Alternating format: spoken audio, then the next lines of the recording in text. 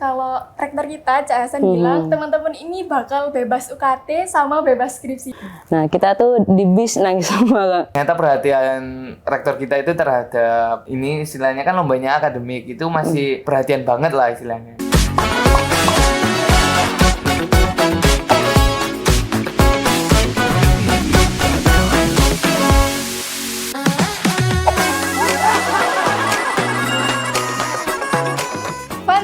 Having fun with broadcasting. Kali ini kita ada di Fanting dan sebelumnya kenalin aku Caca. Nah, hari ini kita bakal ngobrol sama narasumber-narasumber yang keren. Nah, hari ini kita mau ngobrol sama salah satu ormawa yang ada di Universitas Negeri Surabaya. Kali ini kita bareng sama HMP IKOR UNESA. Hai. Halo. Nah, mungkin bisa diperkenalkan diri terlebih dahulu nih Mas, Mbak. Ya. Mungkin kenalkan, nama saya Abrar Suryo Bowono, saya dipanggil Abrar. Saya di sini selaku Ketua Himpunan Mahasiswa Prodi Ilmu Olahraga. Halo, nama saya Naziratul Surdi, biasa dipanggil Aza. Di sini saya sebagai Ketua Divisi dari HMP Ilmu Keolahragaan sendiri. Oke, nah sebelumnya teman-teman, HMP IKOR UNESA ini tergabung dalam PPK Ormawa. Nah, teman-teman di sini mewakili UNESA dalam ajang Abdidaya Nasional 2024. Dan dalam kompetisi ini, HMP IKOR UNESA memilih topik bangsa dan digital. Dan mengusung inovasi bertajuk Bank Sampah Digital. Nah, mungkin bisa sedikit diceritakan nih Mbak Mas, bagaimana atau motivasi apa yang menelatar belakangi HMP IKOR UNESA ini berinovasi untuk membuat bank sampah digital. Oke. Pertama kita mengambil bank sampah digital itu dari dosen pembimbing kami sendiri, yaitu Bu Yeti. Itu menyarankan kami untuk mengambil bank sampah digital karena kebetulan kami kan desanya itu di daerah Sukomanunggal di Surabaya sendiri. Ternyata itu di sana pengelolaan sampahnya itu kurang sekali. Bahkan untuk didigitalinkan pun itu sangat-sangat kurang.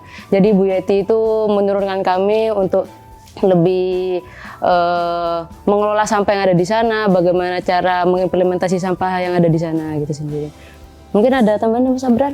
Ya, kalau dari ilmu keolahragaan sendiri, karena ya kita ini mengambilnya itu dari proker tahunan kita di himpunan kita. Jadi ada divisi namanya pengabdian masyarakat dan lingkungan, singkatannya itu Pengmal, Kak. Jadi divisi ini itu fokusnya ke pengabdian masyarakat serta lingkungan. Nah, atas dasar program dari Kemendikbud untuk Abdidaya ini, kita ini termotivasi bagaimana caranya kita selain mengabdikan diri ke masyarakat juga bisa melestarikan lingkungan dengan cara itu. Apalagi di sekitaran Surabaya Barat, letaknya di Sukomanunggal ya Mbak Jaya, itu untuk pengelolaan sampahnya itu kurang karena di sana ya rata-rata pembuangan sampahnya kan sekarang di Surabaya Barat, di Benowo untuk tempat pembuangan akhirnya. Jadi kita melihat bahwasanya ada potensi lah di situ. Kita juga menggait beberapa mitra. Alhamdulillahnya bisa sukses seperti ini ya. Seperti itu, Kak. Oke, untuk cara kerja bank sampah digital sendiri ini bagaimana? Di awal itu kita 1 bulan fokusnya di penerapan ke edukasi dan sosialisasi itu ke masyarakat sendiri, Kak. Bagaimana dia cara memilah sampah, bagaimana cara mengolah sampah. Dan ternyata kita setelah bermitra sama bank sampah Berkah Sukomanunggal, di sana tuh udah besar, Kak, bank sampahnya. Jadi kita belajar di sana bagaimana cara membedakan harga botol sendiri tuh beda, Kak. Ada yang bersih, ada yang kotor. Nah, yang bersih dan kotor pun itu jangkauannya antara 1000-an. Nah, itu kami mengedukasi lagi bagaimana cara memilah sampah, itu kan ada beberapa jenis kategori sampah. Nah, itu kami 1 bulan itu fokus di cara mengolah sampah sendiri. Setelah itu kami menggunakan digital. Nah, di mana itu nanti digital, setiap nasabah itu akan dikasih kayak bank, tabungan bank. Nah, itu nanti masyarakat bisa ngelihat datanya mereka tabungan itu berapa, ngambilnya berapa, pokok riwayat-riwayat dari bank sampah tabungan yang mereka awalnya 1 bulan itu berupa kertas, itu sekarang didigitalkan itu, Kak. Mungkin ya tambahan, mungkin mekanismenya untuk tahun pertama kita itu masih berbasis web. Jadi mungkin targetnya untuk tahun depan itu sudah berbasis aplikasi, Kak. Jadi kita ini ingin mengembangkan bahwasanya nanti itu bukan hanya bisa ditukarkan uang, tapi nanti itu ada aplikasinya untuk ditukarkan seperti bahan pokok dan lain-lain, ada marketplace-nya. Dan yang terbaru kita juga mitra dengan Polda Jatim. Jadi sekarang terobosan kita juga bahwasanya ketika uang tabungannya itu sudah mencukupi untuk membayar pajak, sehingga sekarang bisa membayar pajak sepeda motor dengan cepat. Seperti itu, Kak. Oke, berarti program ini akan terus berkelanjutan. Ya, nah. Jadi tidak hanya berhenti di ajang lomba ini saja, tapi akan terus sampai apa nih Kak kira-kira? Atau ada jangka waktunya gitu? Ya. Ada jangka waktunya Kak. Jadi di proposal itu kita targetnya sampai 2026. Nah, kemarin itu kita ditanggung jawabi juara 1 mitra keberlanjutan yang memang tanggung jawabnya itu bakal terus berlanjut. Nah, nanti itu bakal dilanjut sama Pengmal ya Mas ya. Kalau emang misal tahun depan, tahun berikutnya itu nauzubillah ada yang lulus lagi dari kitanya, itu bisa dilanjutkan di Pengmalnya sendiri. Jadi selain di luar program PPK itu, HMP kita ini terus berlanjut di kelurahan tersebut Kak. Jadi alhamdulillahnya kenapa kita dapat mitra keberlanjutan terbaik, karena kita juga ibaratnya selalu memikirkan itu long term, berkepanjangan, sehingga kita ini inginnya itu tidak hanya start di 2025 dan 2026, tapi itu target bahwasannya capaian ini sudah berluas ke Sukomanunggal seperti itu, sehingga nanti warga di sana itu sudah teredukasi bagaimana pemilahan sampah, pengelolaan dan lain-lain. Kalau untuk target jangka panjangnya seperti itu. Mungkin nanti kenapa keberlanjutan kita terus terapkan ke adik-adik kita yang hima, karena mungkin nanti dari adik-adik hima kita ada inovasi baru untuk pengelolaan sampahnya, bisa dijadikan ini itu dan lain-lain. Cuma kita ibaratnya di sini untuk yang tahun pertama membangun fondasi awal bagaimana berjalannya rumah bank sampah digital. Oke, kalau tadi udah dijelasin proses-prosesnya terus keberlanjutannya gimana. Nah, menurut teman-teman sendiri nih, ciri khas apa yang bikin beda dari bank sampah digital lainnya? Karena kan kalau di Surabaya kita tuh tahu ya banyak rumah sampah gitu-gitu udah banyak banget. Nah, kalau menurut teman-teman sendiri yang bikin program ini tuh apa yang paling beda gitu dari semua bank sampah yang ada di Surabaya? Untuk ciri khas yang membedakan secara signifikan itu mungkin tidak ada Kak. Soalnya di sana itu benar-benar pengelolaan sampahnya itu tidak ada. Jadi kita fokusnya itu di awal mengajarinya dulu, mengedukasinya. Terus setelah itu mungkin tahun depan kita akan melakukan inovasi itu. Nah, mungkin kalau pembedanya dari kita itu ada beberapa kita bermitra dengan LSM ya. Untuk ini pengembangan, jadi bukan hanya pengembangan pengelolaan sampah yang anorganik, tapi juga organik seperti pembuatan pupuk kimia dan lain-lain. Karena kita lihat sendiri petani kita itu terdampak di pupuk yang subsidi. Jadi kita bahwasanya target kita memang belum bisa memasarkan produk pupuk, tapi bagaimana kita mengedukasi bagaimana cara mereka itu bisa membuat pupuk sendiri, seperti itu yang ada di program kami juga. Karena kami juga itu kemarin juga belum mengeluarkan produk resmi, tapi kami ingin mengedukasi bahwasanya bagaimana cara membuat pupuk yang benar, itu digait oleh LSM kami, seperti itu. Oke, sejauh ini selama proses program ini respon masyarakatnya itu gimana? Apakah ada, mungkin kita kan berhadapan dengan masyarakat yang beda-beda, pola pikirnya juga beda-beda pasti tiap kampung, tiap warga gitu kan. Nah, kalau dari teman-teman ini gimana mengatasinya gitu? Ada positif sama negatifnya sih. Kalau positifnya itu mungkin tiap minggu kita ditunggu-tunggu bank sampah itu. Mereka itu sangat-sangat antusias. Tapi negatifnya mungkin perbedaan cara kerja kami di organisasi sama kalau itu kan pastinya beda Kak. Nah itu untungnya masyarakat di sana itu juga saling mengerti dengan kami. Kami juga kalau misalnya dikasih tahu di eval sama mereka, kita juga ada eval dari organisasi sendiri, dari tim itu gimana caranya, nanti baru kita perbaiki.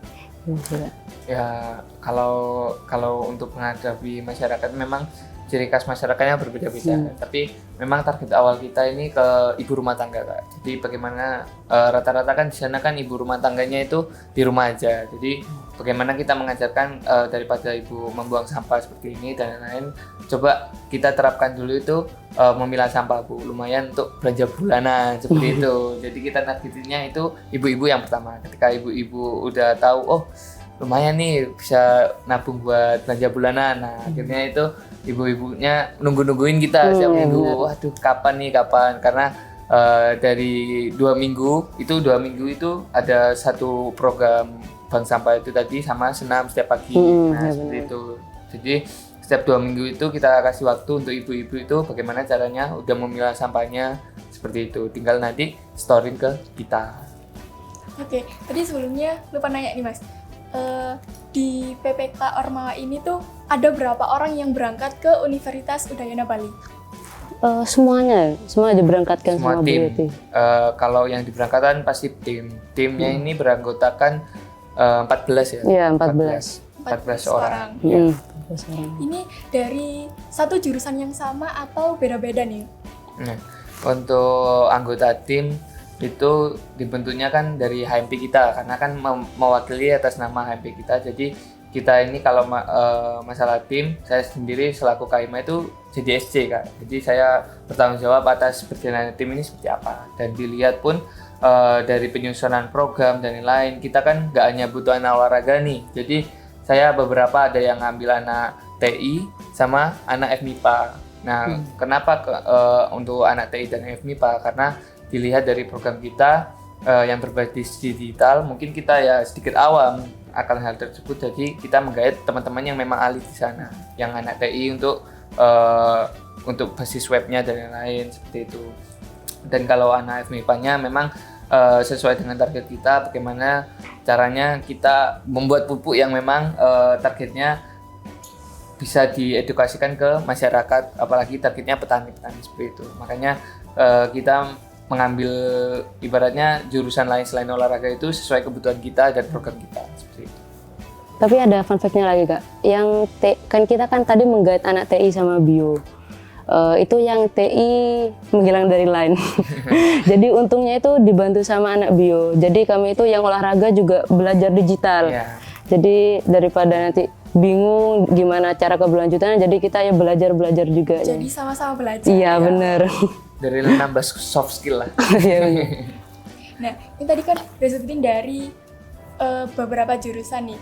Nah, kalau dari teman-teman sendiri nih, ada nggak sih kayak ini kan masuknya ke non akademik. Ya. Nah, gimana biar seimbang gitu antara akademik dan akademik, apalagi ini kan programnya lumayan besar dan mau dilombakan gitu. Nah, dari teman-teman sendiri gimana nih? Apakah ada kesulitan atau gimana dalam belajar atau membagi waktu? Untuk itu difasilitasi dari Belmawa Unesa sendiri, karena dari kita untuk persiapan program ini itu lama Kak. Kita persiapan program ini startnya itu mulai Februari. Jadi mulai Februari awal tahun kita udah digait bahwasannya habis ini PPK dan lain-lain, karena sesuai dengan visi misi saya membawai HMP Core ini, bahwasannya saya ingin menyeimbangkan bagaimana anak-anak olahraga ini jangan hanya non akademis tapi akademis. Jadi saya sudah prepare mulai Februari. Nah, saya tahu itu karena Belmawa ini mendukungnya itu memberikan fasilitas seperti konversi 20 SKS, terus memberikan apa? Ibaratnya kan konversi itu kan menunjang bagaimana kita ini tidak terganggu di akademisnya, sehingga dari Belmawa mengasih fasilitas seperti itu. Alhamdulillahnya sampai tembus ke Abdidaya itu tadi. Nah, Unesa pun sangat ya membantu kita lah terkait itu, sehingga kita ini tidak tertinggal untuk akademisnya seperti itu. Apalagi kita semester ini di angkatan 2022 menginjak semester 5 itu kan KKM. Jadi selaras lah dengan program MBKM yang kita jalankan. Nah, ini kan udah bisa dibilang seimbang gitu antara akademik maupun non akademik. Nah, kira-kira tuh di sana tuh ngapain aja sih? Kayak acaranya tuh berapa hari? Terus di sana cuman mamerin poster aja atau ada presentasinya juga gitu? Di awal ini sebenarnya kita kan ikut lombanya itu di awal PPK Ormawa Kak, sama kayak PKM. Nah kalau PKM itu kan puncaknya di PIMNAS. Nah kita itu di Abdi Daya. Kalau di PPK Ormawanya sendiri itu sama halnya kayak KKN, tapi lebih bertanggung jawab ke pihak Kemendikbud. Itu selama Oktober kemarin. Jadi dari bulan Juni sampai Oktober kita melakukan mengimplementasikannya pengabdiannya itu di Sukomanunggal. Nah untuk Abdi Dayanya itu sekitar 4 hari ya Mas. 4 hari 5 hari. 4 hari. 4 hari. Nah itu di awal kita ada pameran poster sama stand expo. Habis itu ada sarasehan pimpinan, sarasehan tim. Kita juga mengajak ketua RW yang di sana. Habis itu pimpinan PT. Nah itu sebenarnya di sana di Abdi Daya itu lebih dilombakan di posternya Kak. Karena untuk kategori-kategori yang lain itu sudah diambil di PPK Ormawa kemarin. Gitu. Jadi di sana kayak reward lah bagi kita yang udah melaksanakan kegiatan selama 4 sampai 5 bulan itu. Ya. Gitu. Jadi di sana itu terbagi Kak, gak hanya, jadi dibaginya itu ada PT, ada tim, ada Ormawa, sehingga berjalan sendiri-sendiri. Kalau saya kemarin itu mewakili yang pihak Ormawanya. Nah kalau Mbak Aza ini mewakili di timnya. Terus dari Belmawa itu ada yang mewakili di PT Unesanya seperti itu. Jadi per kategori itu sendiri. Terus yang menurut saya sangat-sangat menarik lah di sana itu pas waktu sarasehan, karena kita itu langsung bertemu tim Kemendikbudnya. Jadi kita itu sharing session lah. Kan kalau ngomongin penguatan kapasitas Ormawa itu kan pasti di sana ya saya banyak ketemu orang hebat lah, apalagi kan kayak perwakilan BEM-BEM di sana, ketua-ketua BEM, ketua-ketua himpunan sama UKM di sana kan berkumpul jadi satu. Jadi di sana itu tim dari Kemendikbud itu minta saran bagaimana ini evaluasinya seperti apa, kurangnya di mana dan lain-lain. Jadi di sarasehan itu kita sharing antar Ormawa. Ini kurangnya di mana Pak? Ini kurangnya di sini masalah konversi dan lain-lain. Itu kan yang menunjang kita selama pengabdian, karena target dari Kemendikbud sendiri itu bagaimana Ormawa ini berjalannya gak hanya di internal kampus, tapi targetnya itu bagaimana caranya Ormawa ini selain bisa berpolitik di sekitaran kampus, internal menjalankan proker, itu bisa menunjukkan target bahwasannya kita juga mengabdi di masyarakat seperti itu. Makanya ini program dari Kemendikbud yang memang kurang dinotis karena masih berjalan berapa ya Kak? 3 tahun ya, baru belajar 3 tahun gitu. Makanya ini program baru lah menurut saya, cukup bagus dari Kemendikbud, tapi ada beberapa evaluasi yang perlu dibenahi seperti itu. Nah ini kan teman-teman rata-rata dari HMP Ikor Unesa. Nah ada nggak sih teman-teman kayak biasanya kalau kita berproses itu kayak diremehin gitu. Biasanya kan kayak apalagi teman-teman kan dari ilmu keolahragaan. Ada nggak sih yang kayak halah anak Ikor aja ikut lomba nasional gitu-gitu, atau mungkin sempat ada? Ya, pasti sih ya, pasti. Kalau itu banyak. Apalagi biasanya itu dikatain kayak ngapain sih ngurus sampah gitu, anak olahraga kok ngurus sampah gitu. Kalau enggak ngapain mulung-mulung capek-capek gitu, pasti gitu. Ini sekarang dari kejaran nasional. Itu nutupi mulutnya sih Kak. Kayak berbayar gitu ya. Alhamdulillahnya. Masih terbayar. Tapi ya memang itu bonus lah Kak. Kalau kita memang target awal ya bagaimana caranya membangun desa Sukomanunggal ini lebih baik, karena targetnya kan seperti itu. Kalau itu sih memang target saya ini selaku SC tim itu bagaimana nguatinya, karena teman-teman memang di awal itu pesimis banget Kak, kayak aduh pasti gak lolos, aduh banyak jegalan dan lain-lain. Kayak kita nggak selinier nih sama ini. Ya tugas saya di sini kan kayak bisa, ayo kalian bisa, kalian ini terpilih di sini. Jadi saya bukan hanya konsep tapi juga jadi psikiaternya anak-anak lah. Ayo bisa. Ada nggak fun fact lain? Karena aku sempat ngeliat ya di Instagram tuh waktu mau pengumuman masih sempat main Uno.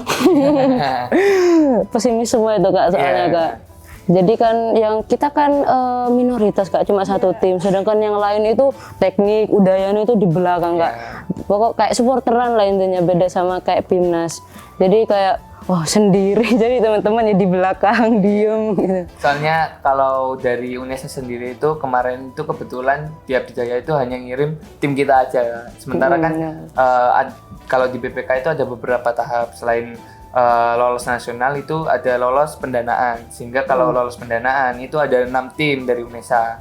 Nah, yang lolos untuk tarung di Abdijaya nasional itu cuma 1 tim, Kak. Nah, beda halnya kalau di universitas lainnya. Universitas lainnya itu ada 5, 6, 12 dan lain. Nah, makanya mungkin anak-anak kan takut dari pressure-nya kan, yang lain kan bawa tim seluruh, bawa bisbanya dan lain-lain. Kita kan hanya bawa tim kita nih yang hanya 15 orang. Jadi kan pasti ya kalah masa. Jadi anak-anak udahlah, nggak usah dipikir gimana gitu, nothing tulus.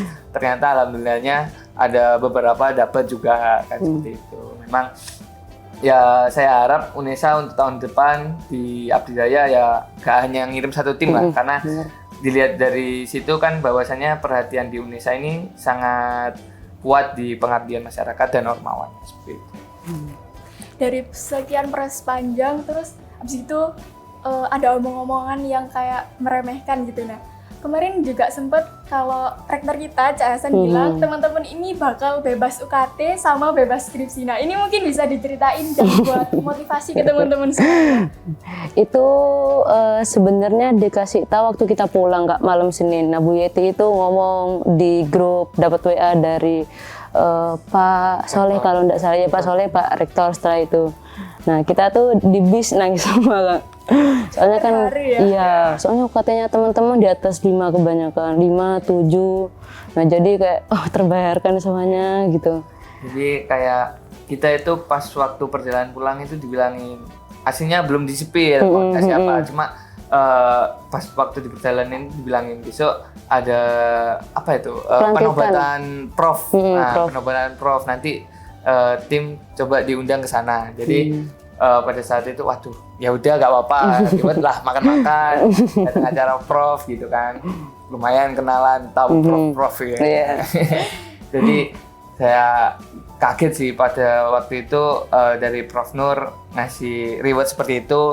Saya nggak kebayang lah kok ternyata perhatian rektor kita itu terhadap ini, istilahnya kan lombanya akademik itu masih perhatian banget lah istilahnya. Jadi mungkin motivasi ke teman-teman aja kalau misal jangan banyak terlalu fokus ke proker, apalagi kalau ngomongin ormawa Kak.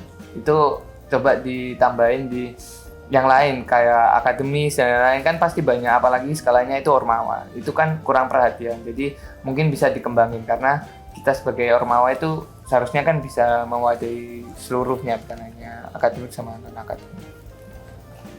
Mungkin ada satu pesan yang mungkin mau Mbaknya sampaikan ke teman-teman biar termotivasi juga nih. Ini sih jangan pernah meremehkan PKM, PPK, soalnya kan rewardnya banyak, 20 SKS. Kalau misal menang pun bebas UKT, bebas skripsi, kan enak gitu. Juga biar bisa healing lah, kalau rewardnya itu healing kemana-mana, gitu sih. Oke, luar biasa sekali ceritanya. Boleh dong dikasih tepuk tangan dulu. Oke, dari teman-teman HMP IKOR nih ada jargonnya nggak? Ada. Ada, gimana? Untuk kabinet tahun ini itu solid aktual kan. IKOR solid aktual. Oke. Nanti bakal aku pimpin ya. Ya. Untuk selanjutnya nih, kira-kira harapannya buat Bank Sampah Digital ini pastinya semakin berkembang dan terus berkelanjutan. Dan langsung aja Mas, mungkin terima kasih atas waktu yang telah diberikan hari ini. Semoga cita-cita dari Mas dan Mbaknya ini bisa memotivasi kami semua di sini, terutama buat kesti-kesti yang ada di rumah. Langsung aja nih ya, kita pimpin jargonnya. IKOR solid aktual. Terima kasih Kesti yang sudah nonton episode hari ini. Jangan lupa untuk like, comment, share, and subscribe.